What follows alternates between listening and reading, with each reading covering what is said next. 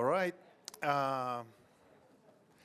So we are calling to order a meeting of the Planning Committee and the Ad Hoc Affordable Housing Committee, together with Councilmember Jeff Syracuse, who's the host of this legislation. Thank you, those of you that voted for this meeting to happen, for being here. And I hope the other people that voted for it will attend, because we have a lot of people here that came just so they can answer your questions. All right, let's keep this meeting as short as possible. Everybody's busy. Many of you just sat through the whole budget committee meeting, so I want to be respectful of your time. Councilmember Mendez, I don't know how to turn your mic on. Is it on? That's right. Thanks for convening this meeting, and let's get to it. All right. That was short.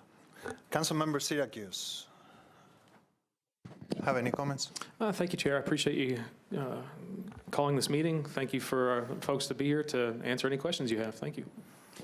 All right.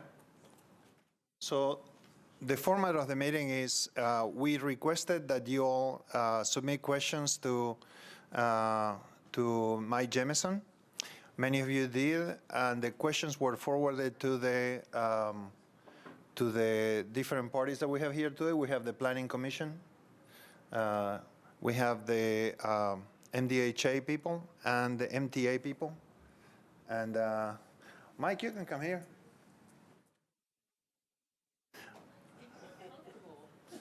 Well, he works so hard to make this meeting happen. I want you guys to recognize how hard he works for us. All right. So what we're going to do next is we are. Do you have any comments, Councilmember? No? Okay. So let's dive right into it. Who wants to start answering questions? MDHA, MTA, planning? Let's start with MDHA. So how do I turn that microphone? That's the million-dollar question. Is it on? There you go. So just if you want to make a little spiel, whatever you want, and then just start. I mean, what we want is for people to get those questions that they may have been having about this project answer. So I'm sure there'll be follow-up questions from the floor. So just take like 10, 15 minutes and do your best. Thank you. Thank you for inviting us here. My name is Joe Kane. I am the Director of Urban Development at MDHA.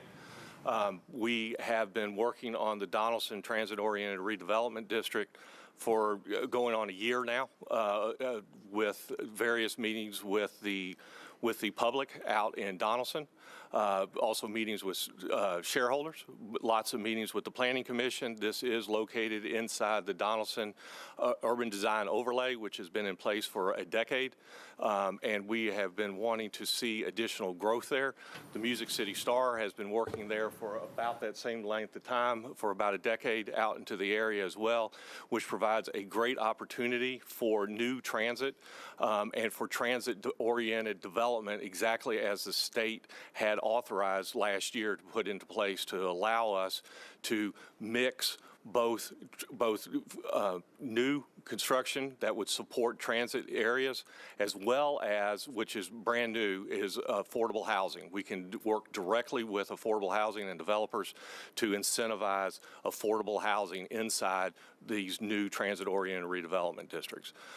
We worked, like I said, with the neighbors. We came up with the plan that is put in front of you, that is up for third reading tomorrow, and we feel like this is a good transit plan. It works independently of what was the failed referendum.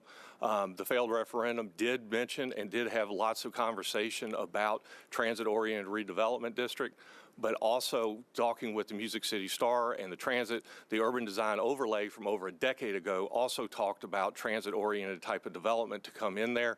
It was all part of multiple plans through the planning department, also through neighborhoods, and we feel that the plan here gained a consensus between all the property owners in the area. We did broaden the, at the request of people in Donaldson. We did broaden the invite list and included members outside of the property lines that are contained. This is just a portion of the urban design overlay for downtown Donaldson. We came up with these lines in working with the planning department and feel like this area is the area that deserves the most concentration. There has been a lot of media about this. There's been lots of discussion with council members as well. And this particular plan, we are here to want to answer all of your questions that y'all have sent in. Do you wish to just, Buck, would you like to add anything to that? Okay. Okay. I think they want to hear the answer, so let's just keep the formalities and Okay. dive right in. Thank you. The first question was about how Donaldson is, I believe, do y'all all have a copy of the questions in front of you that you received? Or should I'll read the question. How does the Donaldson Transit-Oriented Redevelopment District qualify as a transit-deficient area? And should there be any change in the authorization formula? Again, I think I already answered that. This is part of planning, MTA. We worked with them as well to come up with the total area. State legislation does define what is a transit-oriented development, and Donaldson definitely does meet this definition. There's no question about it. It is an area that it has certain tools, but needs additional tools put in place to help facilitate its growth. Like to add anything to that? Okay. The second question is, how can the proposed district be used as a model for others when the transit plan was defeated by the voters? The transit-oriented redevelopment districts were presented as an integral adjunct to the transit plan. Again, they were not created specifically for the transit referendum. This was separate. This was separate from that. It was separate legislation that the state considered, and we begun the process well before what was the language in the referendum was. And we did incorporate the ideas from there. It is mentioned in, not only is it mentioned in the in motion plan, it's in the Nashville Metro Transit. Their overall solution as well for trying to make these areas more viable. And we feel like that this district, I think that answer, I don't want to stop there. I think that answers that question on that one. The next question is, how many property owners are there in the proposed district? And how many people are for or against? We calculate that there are about 112 property owners inside the district, and we do not put those. We worked off of a consensus building inside those meetings in there.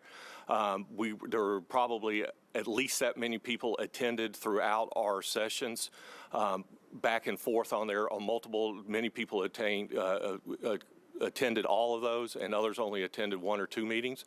But we feel like that the majority of those people were represented in the meetings.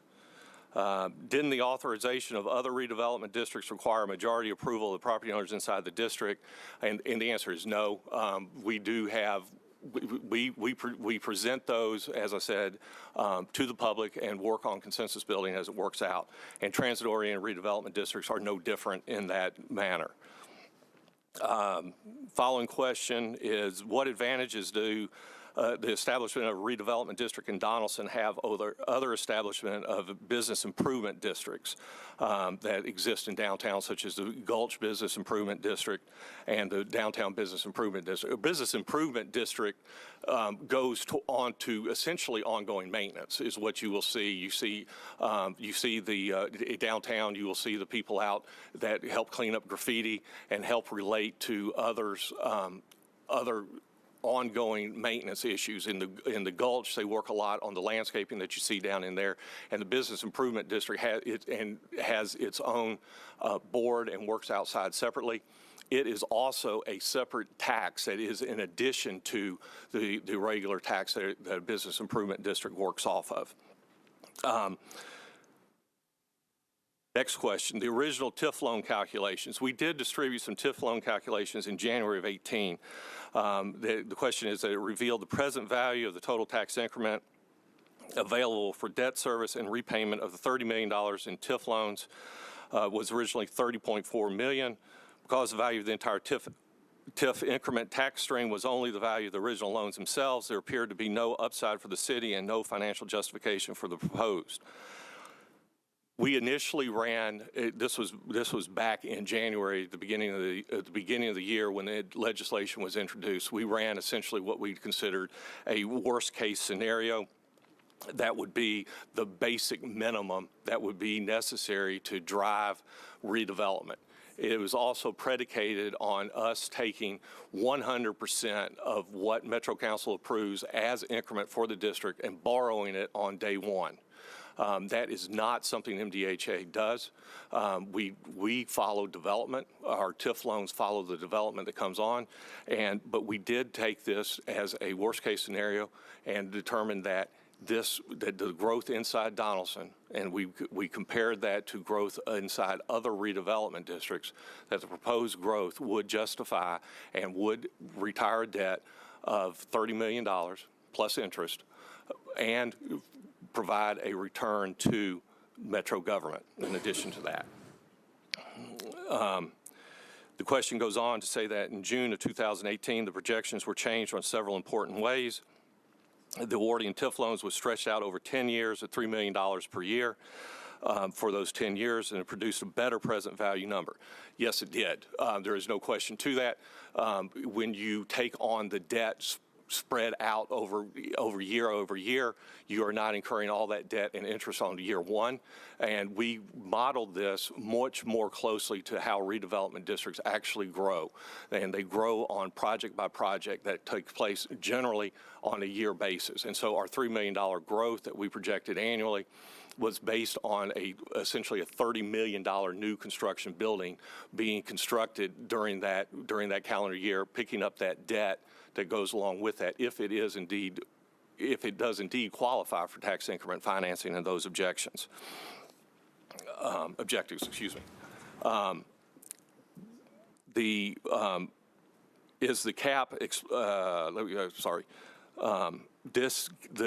$3 million, the question was, is this cap explicitly stated in the legislation that it would be only $3 million per year? It is not. The follow-up question was is there such a, it talks about the cap that we do not have. The amount of projected development in the pipeline was increased from $150 million in assessed value in January projections to the $300 million in assessed value in the June projections. And what were the basis for doubling this figure? That the payment and spreading out the payments over 10 years. Again, I will go back to how we actually work inside redevelopment districts. That growth does take place a year at a time. We do not see all these projects come online at one time, and so that is capped that way. We estimated that the growth would be, because of new districts and what we've seen, we estimated that the growth during the first 10 years would be growing at about 6% growth rate of property values inside the district. And after that, we think that the excitement of the area would lessen down and apply to 5% growth in the model. There was, number 10, what prompted the doubling of the estimate of the in the pipeline development numbers, and I think that I answered that one up before talking about what is coming online. Yeah, you don't have to repeat answers. I mean, if you already answered a prior question, that's, thank you. Just move on. Move on. Doesn't the doubling mean that large-scale development would be coming to Donaldson with or without tax incentives? In other words, if the in-the-pipeline development number doubles and the present value of the incentive is dramatically reduced, does this not reveal how meaningless the developments of the overall TIF program is, except to particular benefits of developments, rather than the development overall in Donaldson? On this, I would like to state, as I said, the UDO has been in place for 10 years. The development has not come into Donaldson as projected. There are lots of developers that are thinking that there may be some growth in there, but we have not seen any of that natural growth take place. Overall, Donaldson is growing essentially at the rate of the overall county, not as it is inside the redevelopment districts, and there's no reason to think that the growth would take place, a greater growth would take place without the creation of a redevelopment district. MDHA numbers project $124 million in new assessed value from organic and transit-oriented development growth, plus $210 million in new assessed value from the in-the-pipeline growth. Presumably, this is a TIF award available development. This totals $334 million of assessed development value in a district that currently has only $33 million of assessed value. This $334 million in new assessed value would represent $835 million of appraised value if all commercial, and $1.34 billion if all residential, for a median figure of almost $1.1 billion in appraised value. All of this value is expected to happen on less than 70 acres of land, the remaining land not currently in the right-of-way or held by nonprofits in the Donaldson Transit-Oriented Development District. It goes on to talk that states that this project has an astonishing price per square foot of appraised value for single square foot of land of $367 with no inflation in effect for Donaldson. Wanted to clarify that right-of-way is not included in our calculations. The 145 acres is of the individual parcels that are located on inside Donaldson. Of those 145 acres, approximately 20 of those are tax exempt, 5 of which belong to the RTA that has a proposed project for Donaldson Station to be created out in there, which would become a taxable. So we would actually have only 15 acres of the 145 that would be tax exempt that are currently tax exempt on the rolls. Question 14 goes on, will any TIF money go to covering,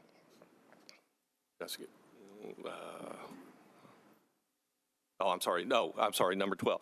If this is the actual intent, is it not true that $30 million over 10 years in the TIF program isn't going to be a but-for incentive, but would instead be a small payment to a few developers? Again, this, I think to coin Councilman Syracuse and what he had said, this is development essentially for Main Street and not Wall Street. This is projected to be lower density development than what we have seen, for instance, in the Gulch being built with 20-story skyscrapers coming online. The urban design overlay is projecting most buildings to be of 3 stories, maybe up to 5 stories, depending on where they're located on there. And so we do see that the new development would take place in there. We do anticipate that $30 million is needed to incentivize $300 million in new development.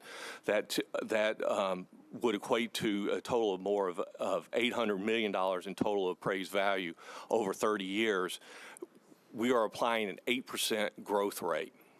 Our districts, and we summarized our districts that included the Arts Center where the Gulch is located. We summarized Phillips Jackson that we do believe is probably about the closest to that. Phillips Jackson out by the Bicentennial Mall and includes portions of Germantown that we anticipate to be about the closest of that. But when we summarize all these together, we are seeing an 11% annual growth that comes online. We projected on this one 8%. We recognize that this is a smaller density development, even though we do see Phillips Jackson being a close one, and Phillips Jackson actually exceeded the 11%. But we do anticipate, and so we are estimating conservatively on our estimates with this. Do you believe that realistic constraints should be placed upon the projection so that the city can accurately assess cost benefit from pledging future tax revenues? Again, as we say, our models are conservative with that as to what we are seeing actual growth take place inside our redevelopment districts. Will any TIF money go to covering the cost of an improvement such as a sidewalk that the city already requires? Yes, we actually do anticipate that a third of the money set aside for infrastructure costs that would make the project financially feasible. And then there is questions about the Holiday Properties site, and specifically, we have not received any application from them or inside the district because it has not been approved. We do know they do have a plan that is proposed, and I'll let Councilman Syracuse talk to that if there are any questions about their specific plan. Is there anything inside the legislation that prevents us from funding infrastructure that otherwise be required from of a developer, and there's not. Question 15, how will any of the TIF money be used to incentivize affordable housing? Going back to my initial statements, this is the only district that does specifically set aside 1/3 of the total tax increment, that is $10 million for construction of affordable housing at the 60% AMI level. So this is truly affordable housing, and 1/3 of all of the money inside this district will be set aside for those that need affordable housing. How will any of the TIF be used, the question goes on to say, under what formula will this money be awarded? Again, that's going to depend on the applications which come in. I would like to say that we have a very extensive review project. We have open applications that we accept from developers when they are proposing to accept TIF. We look for the public benefit that would be available to the project, and that being affordable housing as one. We review all those applications. We meet with internally with staff and with the executive. We also meet with our board of commissioners.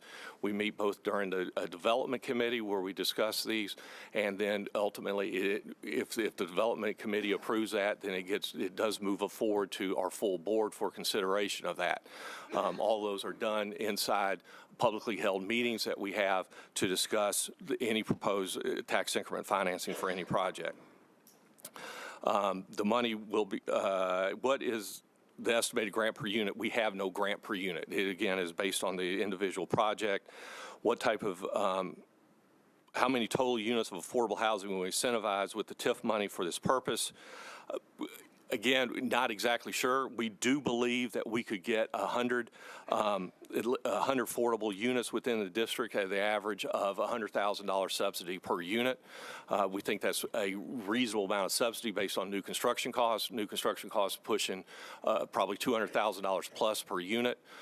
If the rents are going to be half, essentially, of what the market rate is in Nashville, that would push some of these rents down below $700. It would require a heavy subsidy to go in to create affordable housing as desired in the district. What does it normally cost? Again, I answered that question. Number 16, in the case of the library property, the appraised value of the property would have to increase by $5 million, assuming mixed-use commercial and residential, to cover the debt service costs of a $1 million grant to the site. Isn't that likely to happen from the site and from nearby organic growth? If so, shouldn't the city simply make this happen without incurring the additional risk of the larger TIF program? Again, we don't have a specific, the specifics of the project that is being proposed to go along with the library.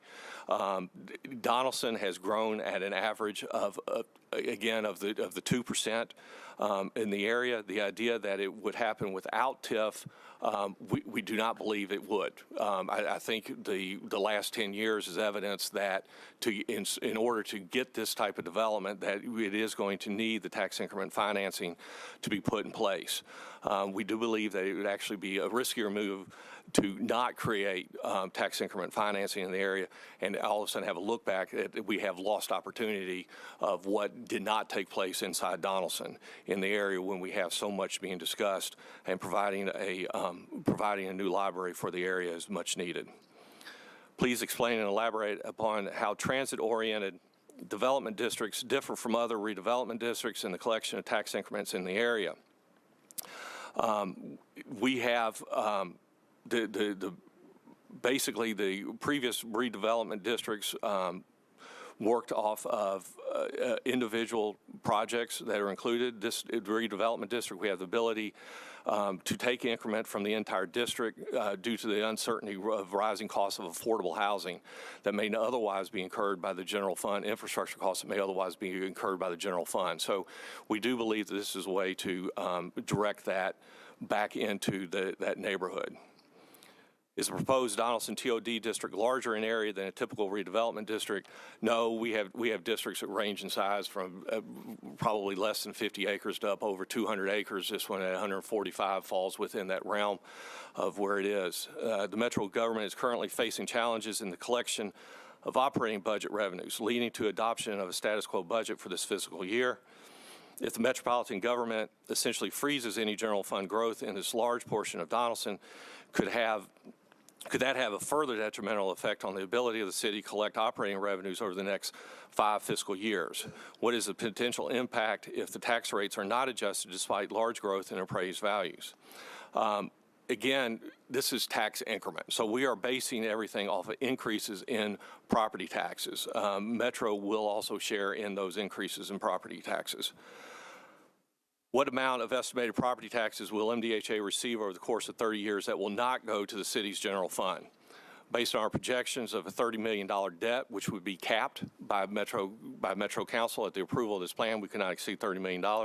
You add interest to the maximum we could receive is $46.3 million. We put a 6% interest rate on that. That's probably high for today's standards, but we are, again, trying to be conservative in our estimation. We estimate over $200 million of new property taxes will be generated over the next 30 years. Of that amount, is there any requirement that those funds be redirected back into the Donaldson TORD district, or can MDHA allocate that money for use in other districts? We absolutely cannot. The money can only be used for debt. For us inside the Donaldson redevelopment district, if it's to be used for anything else, that would require the direct approval of Metro Council. How does MDHA respond to the allegations that the current version of the transit-oriented redevelopment plan was not made available to the public or to the district property owners at or before the May 15th hearing at Metro Council as required under Tennessee state law? We feel that it was indeed presented into what the plan is, and Mike Jamison can answer the legalistic about the difference, if there's any significant difference in between the plan. Hold on a second. Mike? So this last question essentially asks about what occurs with some frequency in this body. There will be, for example, a zoning plan that is approved by the Planning Commission, and then this body amends it. And to what degree can you amend a plan before you have to decide it goes back to the Planning Commission? That's essentially the analogous scenario here. In consultation with planning staff and MDHA and my own notations, here's what we recall and what the record reflects. The most contentious change between the two plan versions before you now, the April and the May version, the most significant debate was about the composition of the Design Review Committee. The proposed version, the May 11th version, has a committee that is appointed by the executive director of MDHA. The competing version had a 9-body member appointed by the mayor that had representatives from various departments and included a couple of members that the district council member approved. So what is coming before you in the last amendment is the version that essentially was before you May 15th that had the executive committee appointment. When it went to the Planning Commission, the executive director advised the Planning Commission members that there may be slight changes to the plan, that their objective was to focus on land use, bulk standard issues, that if there were changes such as to the composition of the committee, that's not anything that, in her opinion, would require re-referral back to the commission. The commission did not disagree, and in fact, within seconds after that, moved approval. The staff report and staff acknowledged that there might be clarifying changes after the plan was considered by the commission. And again, in consultation with planning staff, it is their agreement as mine that the changes are not so materially different that it would require re-referral or renewed public hearing. Thank you, Mike. Joe, please go ahead. Those were the questions that we received from the council that listed those. Thank you. Do planning has any comments about the questions that were submitted? Do you feel that any of these questions apply to you? No, I think Mr. Kane answered the questions that were presented, and we don't have anything to add. All right. How about MTA? I think in terms of the questions that were submitted, Mr. Kane did an excellent job. We did get a subsequent question from Councilman Hagar on the implementation of positive train control that I can answer. It's not directly related to the TOD district, but I can certainly get into it if it's the committee's. No, we're talking about TOD. Thank you. So thank you very much. Councilmember Mendez, you have any comments?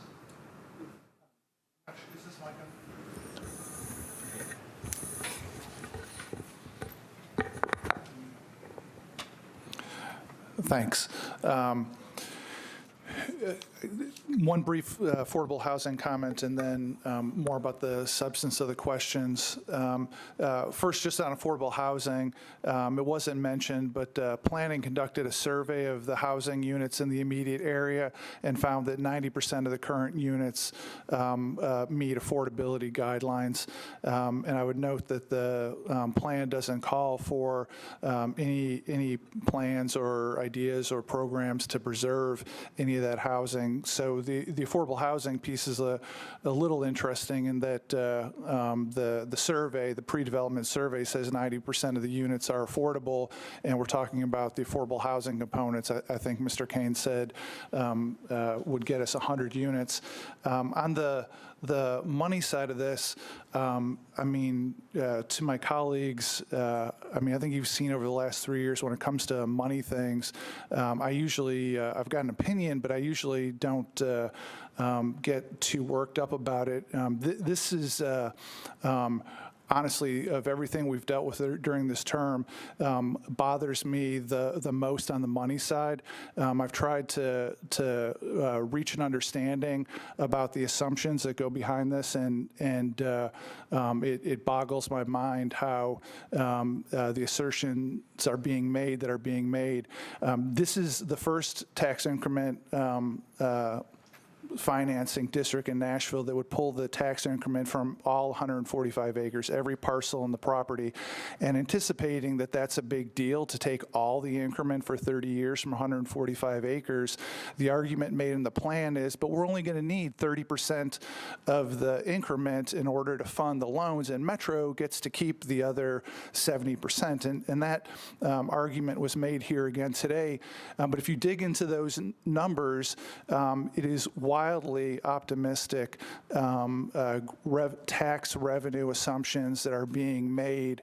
When this got approved by planning, they were clear that they weren't commenting on any of the numbers. They were just commenting on whether the use was consistent with Nashville Next.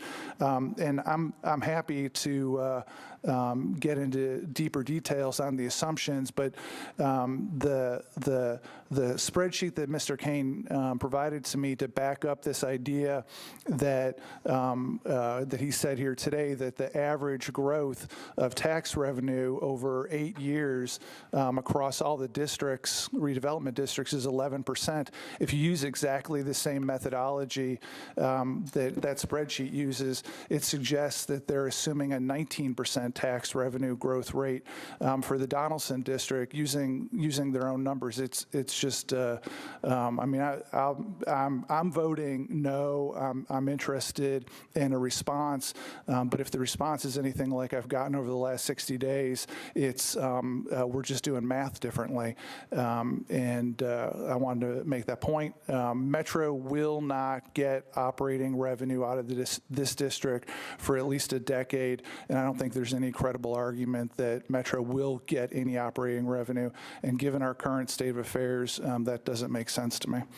Thank you, Mr. Chair. So, Mr. Kane, you have an answer to that statement? Yes, our projections estimated, as I said in the beginning, that we estimated the growth inside the Donaldson redevelopment district to grow at a greater rate than the entire city does. That put a growth rate on there that was in about the 6% range of where it would be.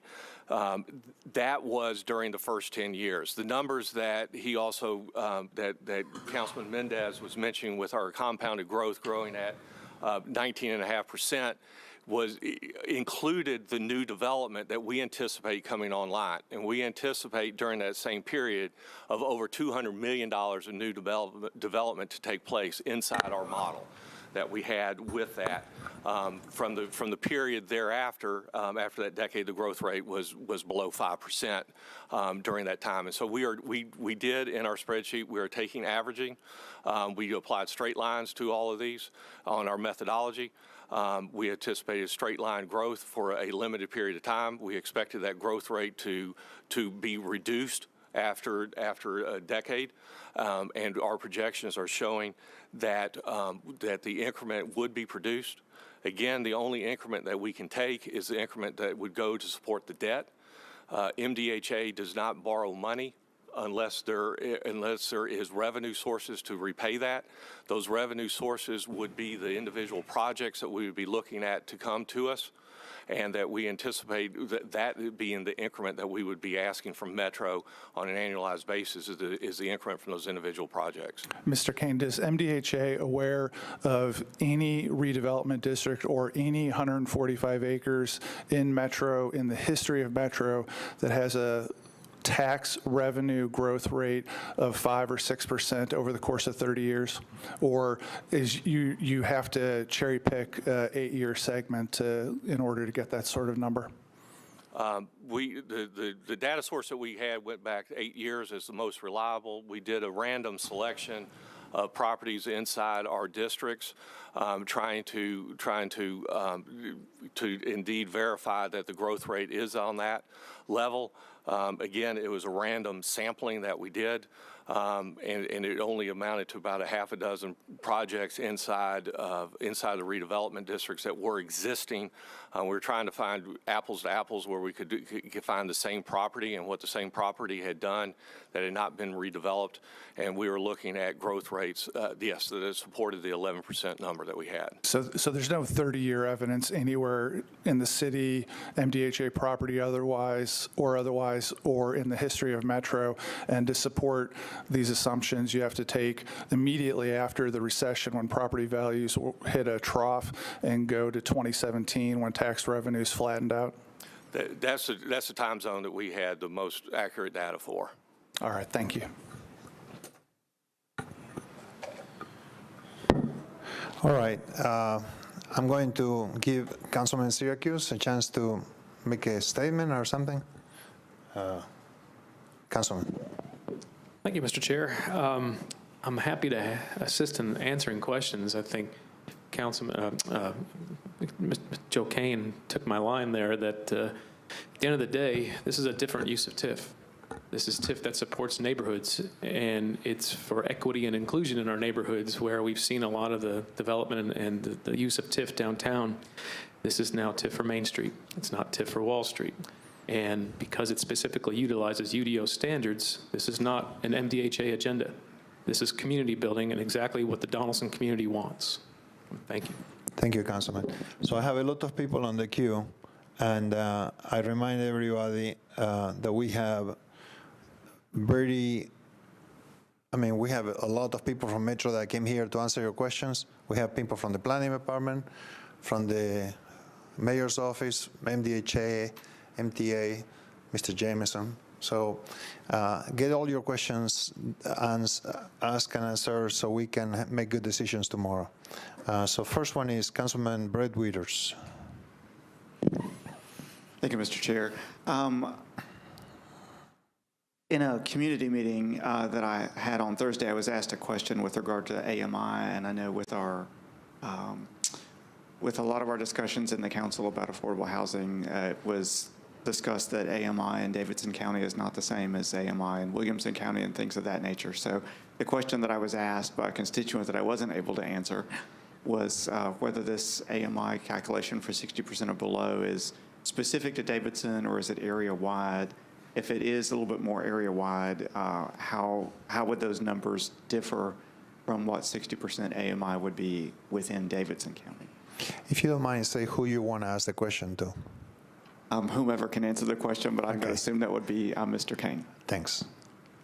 MDHA follows the federal rules from the Department of Housing and Urban Development, and so it is based on an area median income for Davidson, for the area that is more than Davidson County. I don't have the exact numbers in here. It's probably includes. It does, yes, it does include those other counties, and it may be a 10% greater number because it's AMI versus just Davidson County on the regional. And that helps the number.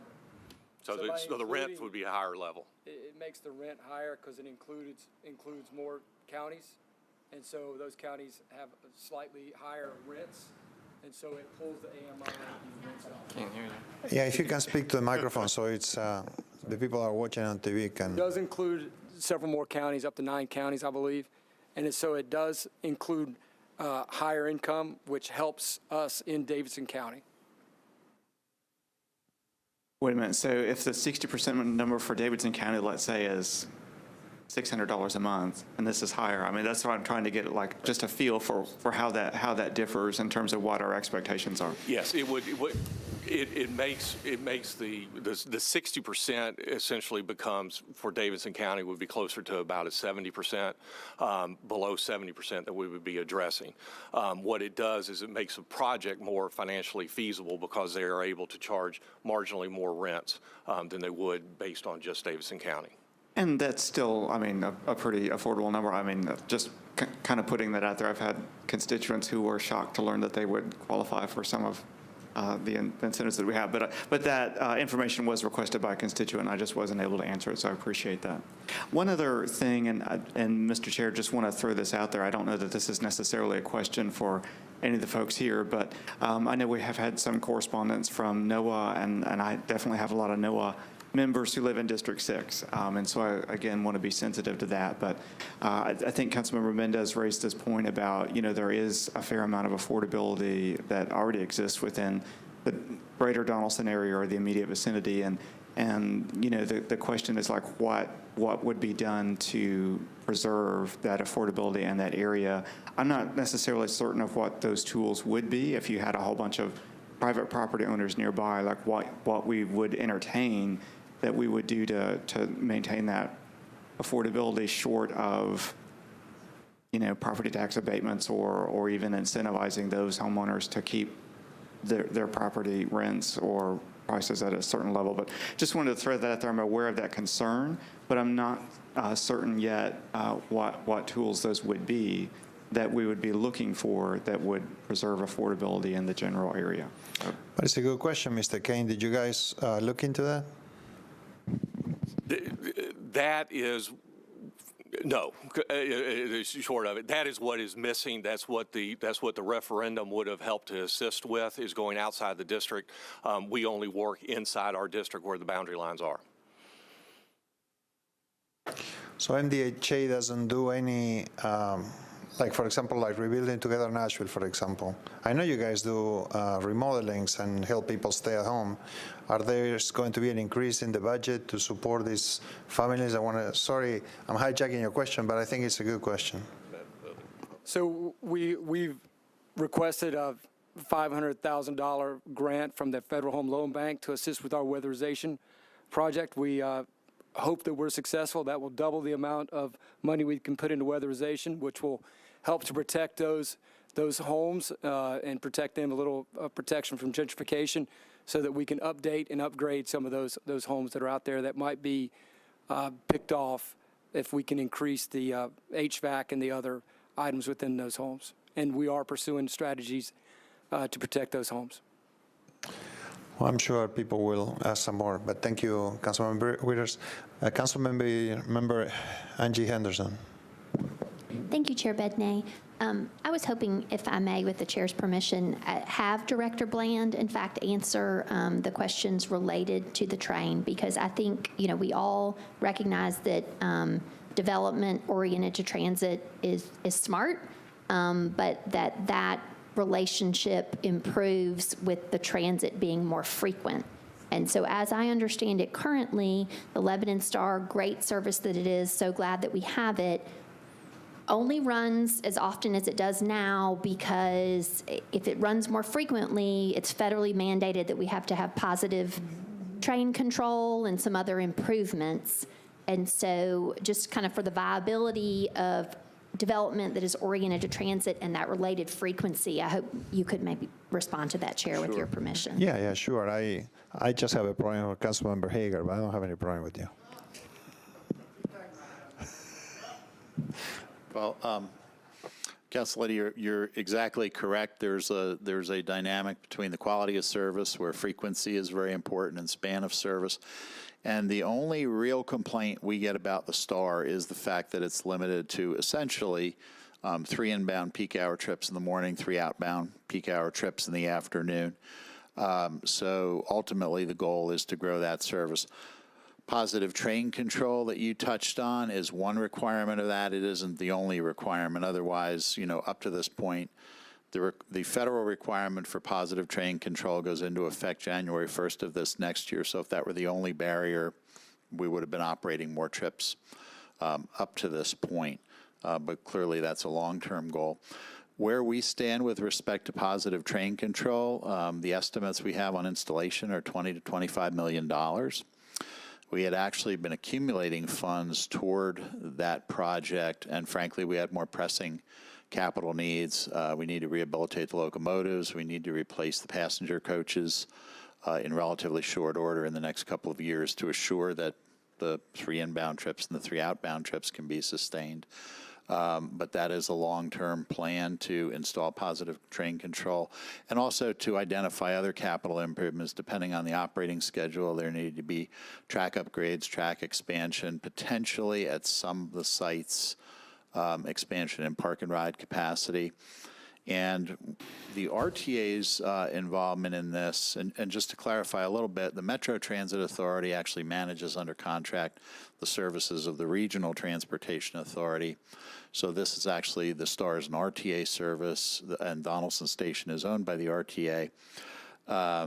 We are in the process of doing a full-blown engineering and operating study to say, well, at these levels of frequency, these are the investments that would be needed both in the capital and the operating, including positive train control, and then looking to identify potential sources of funding. Our involvement really on the TOD zones in the connection with MDHA is about a year and a half ago. The RTA did solicit requests for proposals for interested potential development partners for the 5-acre site that Mr. Kane identified. And we had an evaluation group made up of Metro Planning, RTA representatives, what have you. The overall goals we laid out for those development partners, and we got 3 very qualified organizations to propose on that, were number 1, to support growth in ridership on the Star. Number 2, to hopefully generate long-term operating revenue toward the operation of the Star so we could reduce reliance on subsidies. Number 3, to support the overall development goals of Metro and that neighborhood. So in essence, to develop a project that was consistent with the city's overall development goals and specific to the Donaldson neighborhood. And number 4, and this ties in with our federal partners, is to be able to at least sustain the level of commuter parking that we have. And that's essentially what developers responded to, and what the successful partner that we're talking to now responded to as well. There was also a, for lack of a better word, bonus points for proposals that had an affordable and or workforce housing component, to their plan. So did those developers that responded to that do that within the context of an anticipated TIF district, or just because they wanted the geographic proximity to what they anticipated would be a more frequent transit service in time?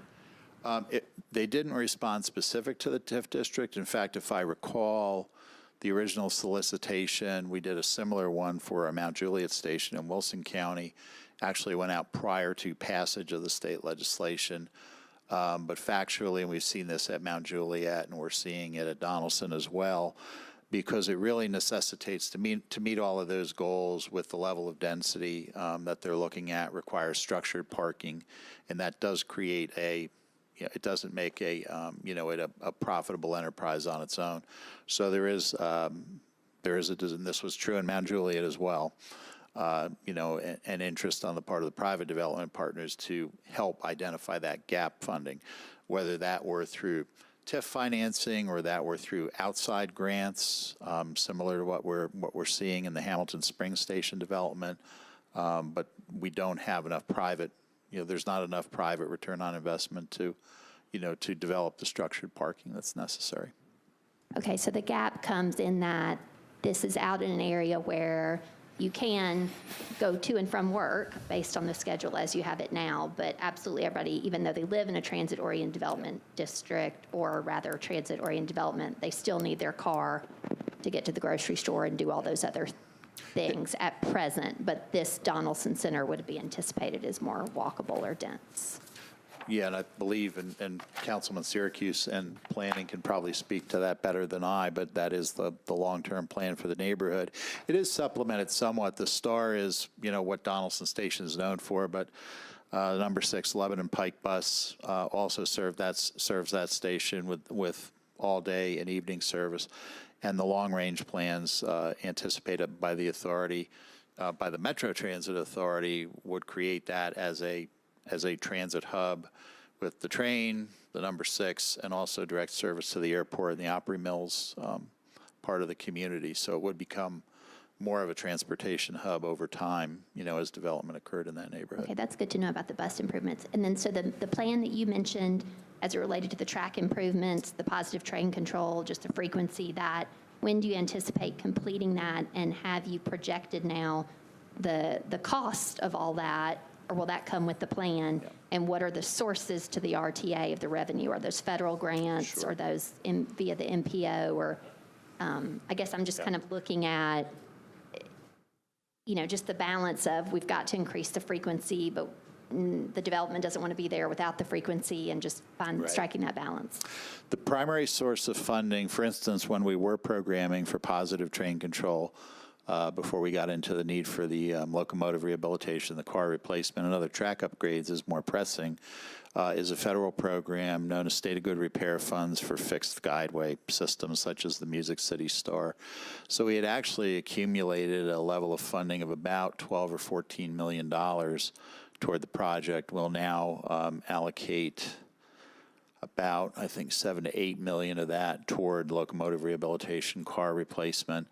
The study, which will be done probably end of second quarter, third quarter next year, we'll look at different levels. So, what improvements would need to be made if you go from, currently we operate a total of 12 trips per day. So if you went from 12 to 18, what would be needed? If you went from 12 to 24, so we expect it to be stepped up.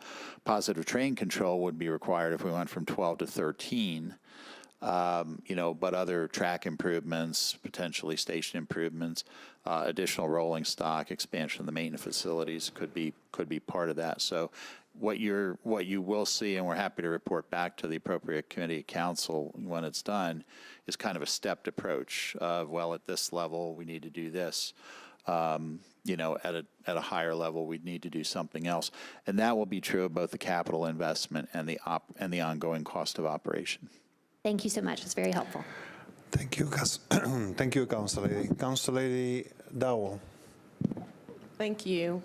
Thank you for doing this meeting, Fabian, because I've been trying to catch up on a lot of this, but I have a couple of questions. One, is there a special area within this transit-oriented community that you can set aside for investors who want to use low housing income tax credits? No, that is not something that MDHA does. The low-income housing tax credits are directed by the state of Tennessee. But I'm just saying, if someone has, if they want to build and they can qualify for that, could they build within that development using those tax credits? From our perspective, we would allow that to take place. So you will allow them? Yes, if they are successful in receiving. Because I know in certain areas they won't, they designate where you can use those tax credits. I just want to make sure that just because this is in a TOD, that it would not preclude them from using that if they wanted to come in and build some actual affordable housing. It does not. We allow all residential. Okay. Have there been any consideration, because we've received quite a few emails from people who say they are property owners within this development, and I know it's about 143 acres, is that correct, or something to that nature? That's correct. Okay. Has there been any consideration for those people who do not want to be a part of this development to opt out? No, we are following the lines that are established by the UDO. And those are the lines that we're putting over the area, and so. So are you able to explain then why wouldn't why couldn't you just use the UDO? I mean, why do we have to have this transit-oriented design? I was really shocked because I actually went out there and drove around, and I was trying to figure out, because I've been working with Mr. Harbison for quite a while to figure out when we talk about doing TIF financing, he always tell me it has to be blighted and the development has to be but for and all of this. And I was really shocked to discover that Donaldson is blighted. It is not. This is Okay. this is what the state legislation passed last year that allows it specifically for transit corridors. So we can see this taking place on areas such as Murfreesboro Road, such as Gallatin Pike, such as Global Mall. major transit corridors. These areas can take place. We started with Donaldson because the train was there, and it already had the UDO in place for the design guidelines. Okay. So I know one of the bigger issues that people have is that when we do these developments, we are taking revenues off the tax roll. And they're going, this is, I tell you, I mean, I think, we've had conversations in my community about transit-oriented design communities. I think we had the first one drafted out over in the Crossings and marketed with UT School of Architecture. But one of the questions, it's 143 acres. So what happens when we develop this and all the revenues go back to MDHA and they need a school because you brought in this tremendous amount of density? How will we pay to fund the schools or the fire department or the new police station or whatever's needed? Will we take that money from MDHA to fund it, or would we go back into the general fund that we all use to fund things in our area and pay for it? Could we take that, like, for example, when they build this, I'm pretty sure they'll need a school. So when they build a school, who pays for that? Since the money that's in these redevelopment zones is going back to MDHA, how will we fund that? Will it be through the general fund, our taxes, or how would that work? The amount of increment that MDHA can receive is capped out. There's been discussion on how much money that actually is, but that is capped out at the $30 million, and that's all we can do is repay that debt with the increment. There is money that will be going to Metro based on the legislation that was passed here in 2016. Metro government is keeping a portion for the debt service automatically, and so that was never put into our calculations as to how much Metro is keeping already. But MDHA has no plans to build or fund schools inside the redevelopment. So if I understand this right, once you bring in this development and it brings in, the people and so forth, that cost of growth is passed on to the other taxpayers in Davidson County. It's not everything that's within that development stays. So when we need a school, it's not that we can use part of that development to put a school there and it's funded through some of the TIF or what have you. But everything, like anything associated with the growth when it comes to, because what I'm thinking about is we're adding units of housing. What I see in my district is that people don't have a problem with adding units of housing. They have an issue when you bring a lot of density in and the services are not there. And so they don't have the police services, the fire services. They don't have the schools. And so I'm just trying to wrap my hand around, like, when we do these, because I'm very interested in having one in our area, is who pays for that? Because I know all the revenues are tied into going back to MDHA, paying the debt, and so forth. But when we put in, say, 1,000 units of housing, and we need a school because we know families will move there, how do we pay for the school there? Because I'm looking at now we're taking revenues off the tax roll, so how do we fund that? And has any consideration been looked at how we can incorporate some type of, I don't know how that looks, but I would ask you consider that as we go forward, how we can consider some type of something, and I don't know the word for it, but when we do these zones so that we can make sure that the services are there when we put this into our communities. We do estimate, again, the growth estimate over the life of the district was $200 million. So over $150 million would be coming back to Metro on the revenue stream that Metro could receive from that. Total property taxes of $200 million, and MDHA getting about $40 million of that. Also, as the projects come in, of course, they are going directly to the Planning Commission, who obviously reviews all projects based on the need of existing schools and everything like that. And so we rely upon them on that. Okay, so if they do come in, they say, I want to build 1,000 units of housing here. then they would fall under the same rules. Like if they determine that there's not sufficient schools there, they could fall into that where you have to donate land or pay a fee in lieu of for a school. Is that how it works?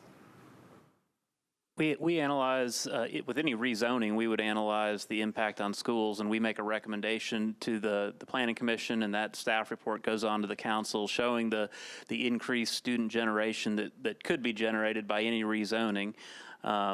We have limits on what we can require based on state laws and not allowing for impact fees. Right. So that's a challenge that we're facing on all rezonings and all proposals, but we do make a recommendation to the Planning Commission and Council on the impacts a development has on schools. And so those rezonings are the final decision on any rezoning is at the Metro Council on whether that passes or not. So when we did Century Farms, you know, one of the requirements was that they put in a school. So I'm just trying to figure out when they go in and they come to you and they say, I want to put up this housing, who will pay for the school? We already know that that area has, you know, is growing just like other areas of the city, and they will need one. So I'm just curious as to when they come in and I say, okay, I'm in this transit-oriented community, I want to build a 6-story, you know, I don't know, 1,000 condos, and so they say, oh, the school's overcrowded. Are you going to ask them at that point, the recommendation would be to donate some land or to pay into a fee to build a school? Currently, we're working with Metro Schools and Metro Legal to determine a path forward on how we can continue, if we can continue to require those conditions. In the past, we have had conditions recommended to donate land if it was needed by Metro Schools, and so in the recent past, we have been working with the schools and Metro Legal to determine under state law whether we can still continue to do that. Okay, so we don't know if we can continue to do that or not. That's the answer on that. We've right. done it in the past, but we don't know if we continue to do it in the future. But there's nothing within this development zone that would, if they go in there and this development zone is set up and they change it, and if we are able to make them donate or pay a fee, we can do that if that's permissible. If it's permissible, I think that's the path that we are looking to pursue. But right now, we're waiting to hear from legal, and we're working with schools to try to find a path forward on that. Thank you. Councilmember John Cooper. Thank you, Chairman, and thank everybody for being here. I'm grateful for all your answers and your expertise. If you didn't mind, going back to question 14 on sidewalks and going over your answer to, I think that question was, and in effect, this is getting to, if 10 to 15 million of the 30 million comes out for affordable housing, then you've got a pool, a development incentive pool of 15, possibly $20 million. What exactly is that going for? So I'm a developer, I'm applying for TIF money, you've got a pool of $15 million. What can I apply for? What am I reimbursed for? What the actual dollars can be used for is mandated by state statute. And typically that goes, it includes the following. It includes property costs, property acquisition. It will include property acquisition. Yes. So it can go to help me buy that property. That's correct. It can go to property acquisition. It can go to the construction of parking structures. It can go to the construction cost of affordable housing. We've excluded that out of this. It can also go to demolition and environmental remediation. And it can be utilized for any off-site utilities that may need to be extended into the area. And when you say off-site, that's not on your property? That's correct. So if a sewer line had to be upgraded for a half a mile But that would be a cost that a normal developer would pay for? Yes, we're talking about what is an eligible expense. Okay. And does that include sidewalks? It does include sidewalks. It does include sidewalks, and it would include sidewalks that are mandated by the city currently? Correct. So somebody could go to apply for a TIF loan because they didn't want to pay for the sidewalks that Metro is insisting that every other developer has to pay for? They could. It's an eligible expense. Again, I'll go back to the process that we go through in reviewing the applications. So land, parking, demolition, and sidewalks, all normal development costs for everybody else who's not in this TORD, but there's a pot of money sitting there that could, in effect, cover those costs. It could cover those costs, yes. It's separate from affordable housing. So then, help me with this kind of philosophical question, if you would. Are we giving a middleman, in effect, money?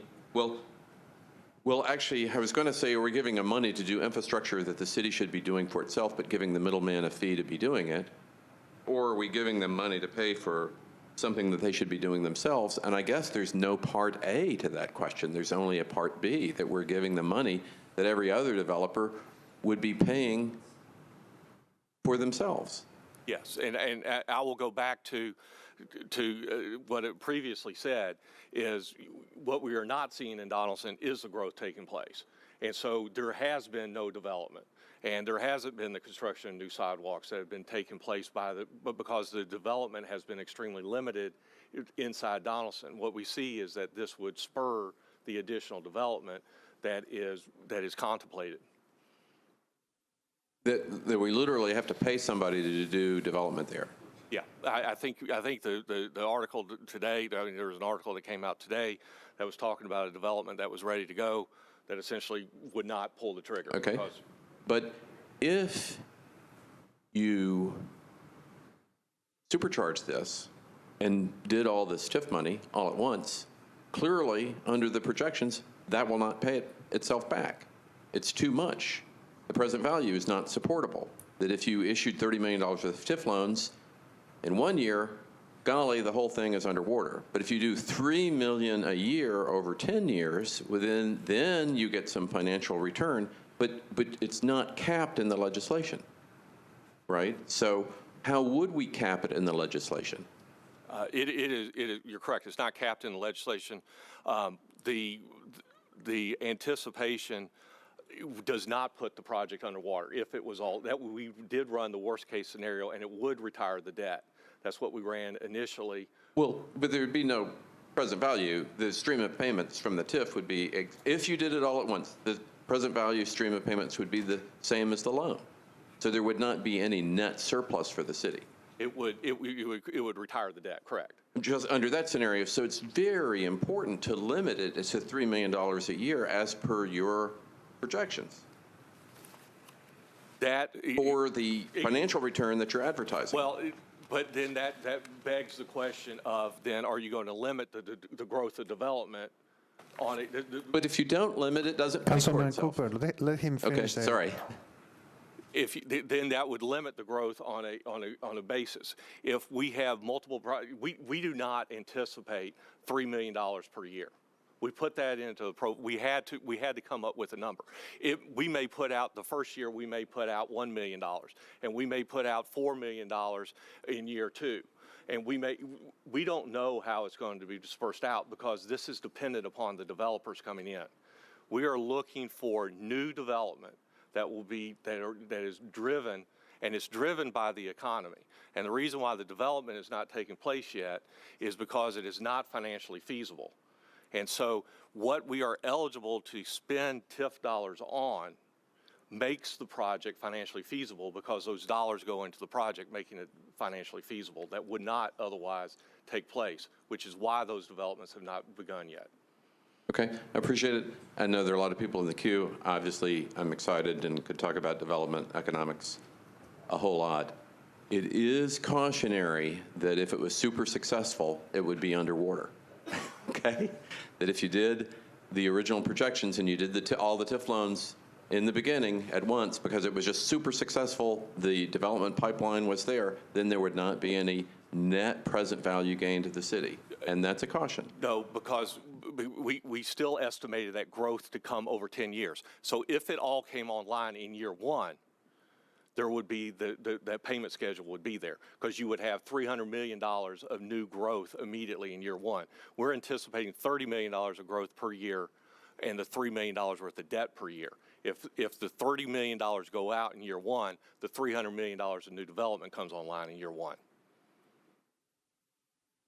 I'd love to continue this at another time. It's, again, my passion for discussing economic development is very great. Thank you, Mr. Chair. No, we appreciate your questions, Cooper. Thank you. Council Lady Mina Johnson. Thank you, Chair Bettany. So the way I understand is this district is already have UDO. However, this question is the planning, because as any other development, I think 145 acres, they do have various zone, based zone. So whenever they have development, they will have to come to council and have to go through the zone change, or how does it work?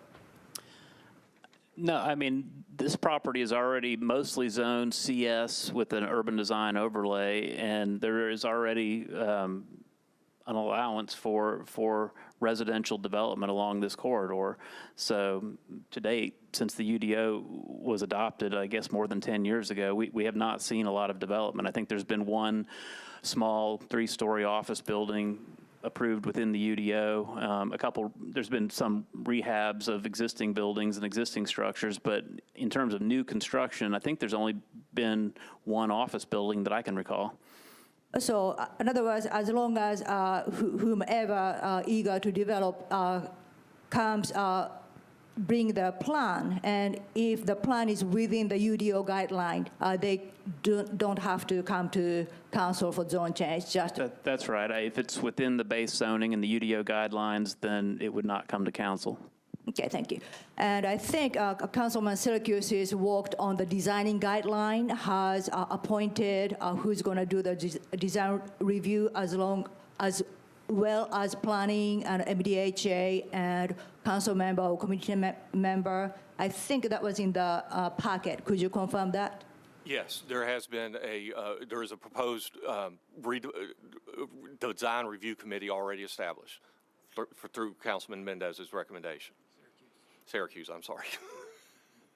So just a hypothetical, within that, probably if there was a better mechanism to fund other development, but within that development, is there any scenario some developer may not want to use TIF? So what is the guideline do they have to use the TIF if anybody want to develop within that area, or can they do without taking advantage of the TIF loan? No, there's absolutely no requirement to utilize tax increment financing, and we do not, and we do anticipate development to take place without tax increment financing.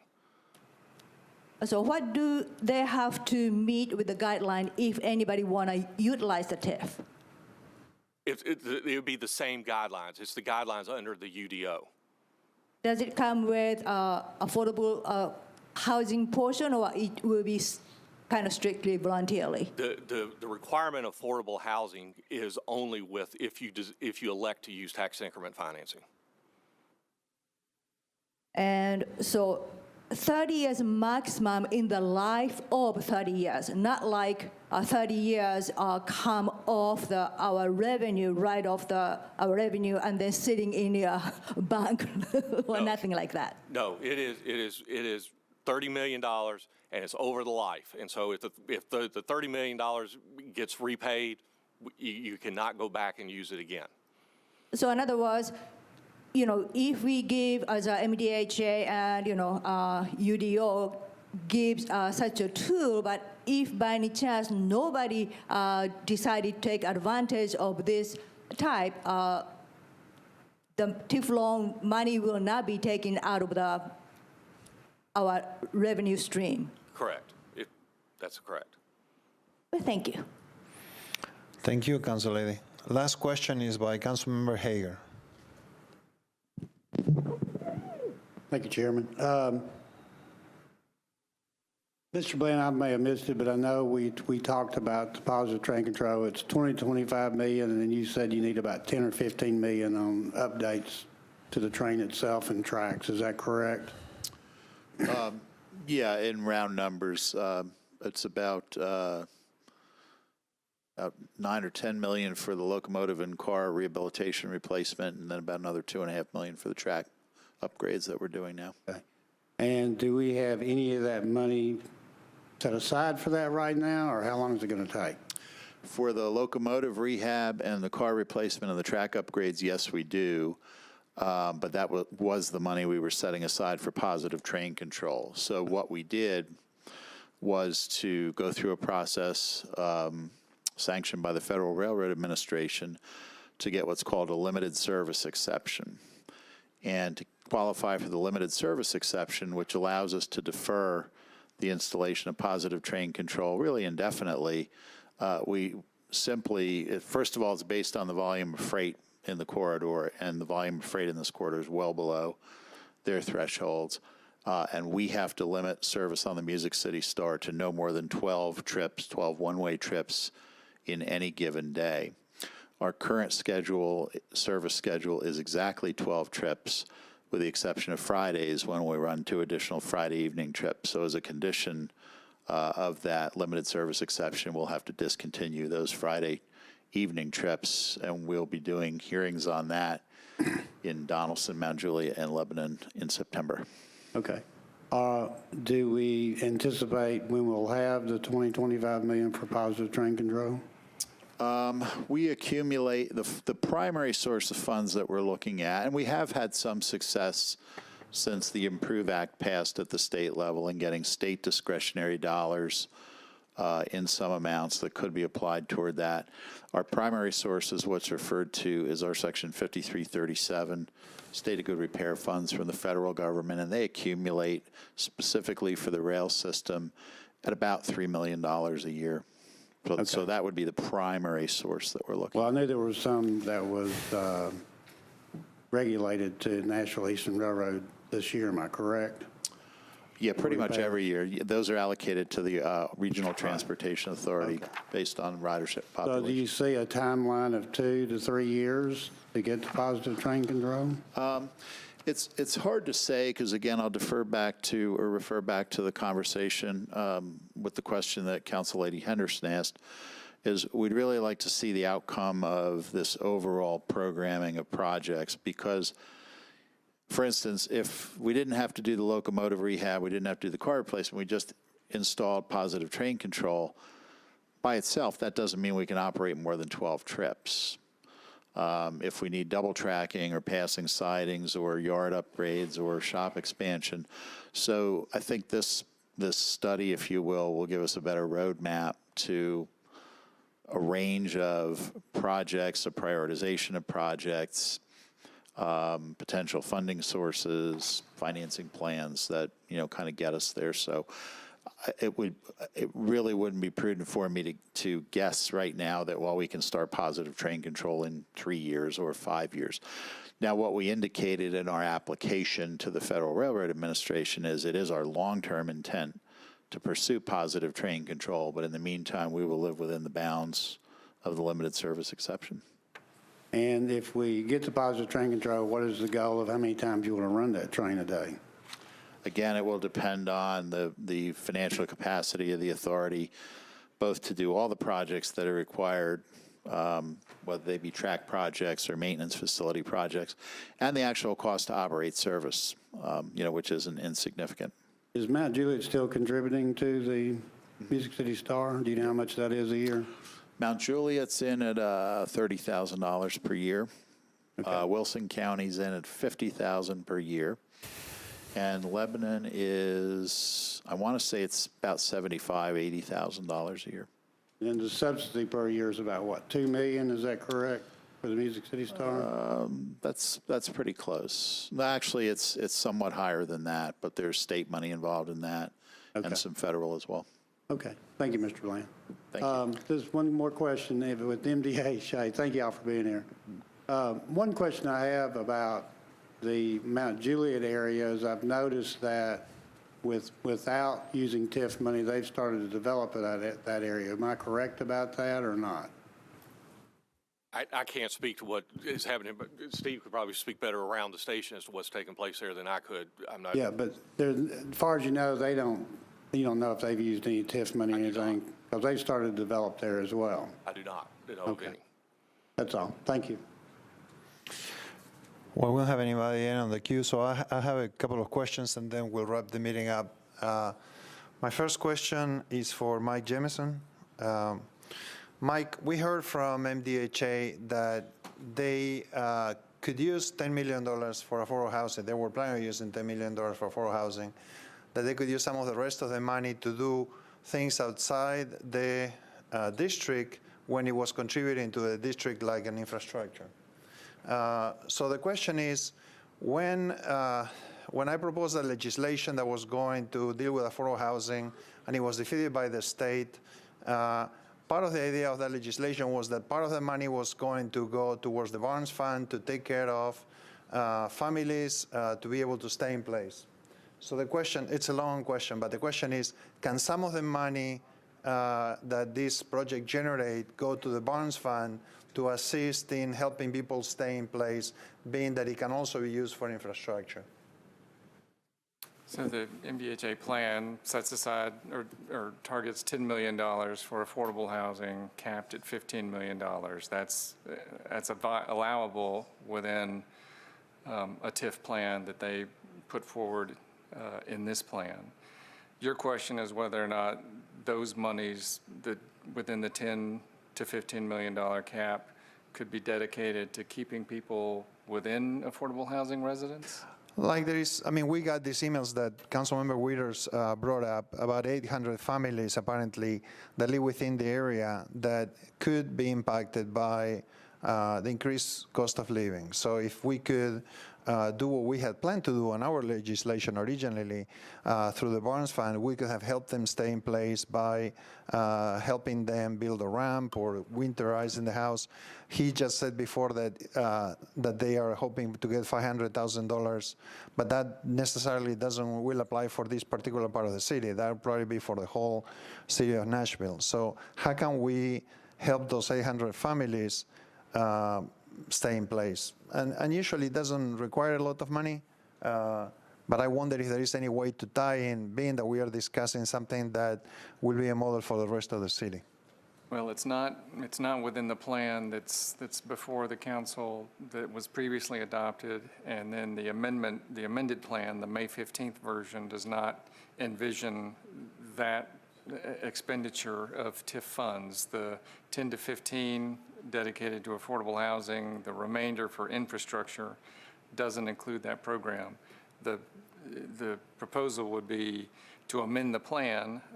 Then the question again becomes, if that's a material plan, would that have to go back to planning and open to another public hearing? I guess I'm asking if it technically could be done, not in general. I mean.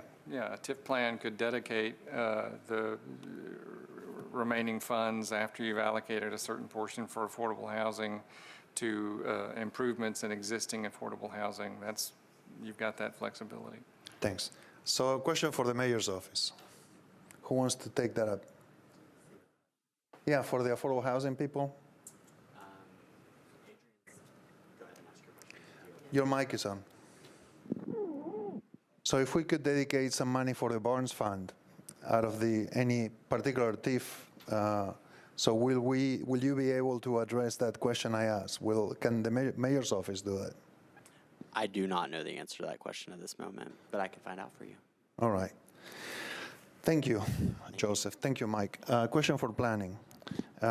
So Council Lady Dowell indicated before that she wanted to know if any of these buildings, as they are rezoned, if they, as a condition of the rezoning, if they will have to contribute to the building of schools or like a turn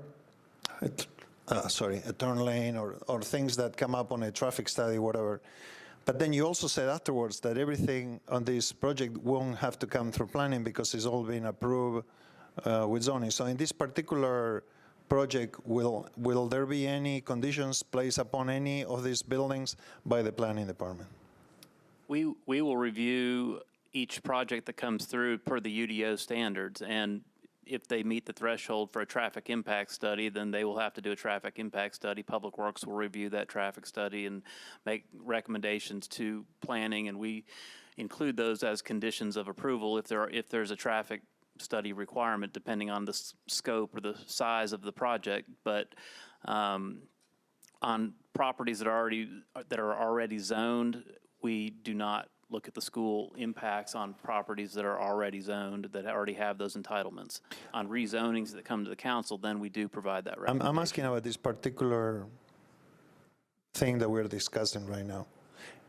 Let's say somebody comes and apply for a TIF within that zone, and turns out that it's already zoned for commercial, so you're not going to review it, right?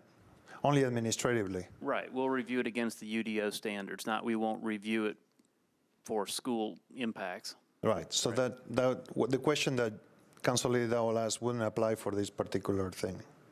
That's right. Okay, thanks. Does anybody else have any questions? Mr. Kane, you want to make some final comments? I'd just like to say thank you. I appreciate the interest in it and glad to be here. And would like to thank the other departments for coming as well to be able to answer any questions. Thank you. I really appreciate all of you because it's late and I know it's a thankless job. So thank you very much all for coming. Council Member Syracuse, any comments? No? All right. Thank you very much. Thank you all for coming, and the meeting is adjourned.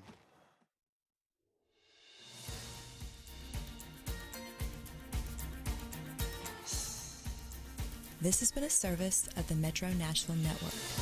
If you would like to see this presentation again, or for more information about this and other programs, visit nashville.gov.